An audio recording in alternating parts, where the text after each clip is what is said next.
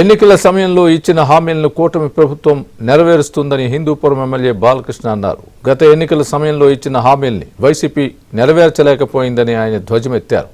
ఇసుక మద్యం విక్రయాల్లో జగన్ సర్కారు భారీ స్కామ్కు పాల్పడిందని ఆరోపించారు. మరో 6 నెలల్లో టిట్కో ఇల్లు పూర్తి చేసి లబ్ధిదారులకు కేటాయిస్తామని అన్నారు బాలకృష్ణ.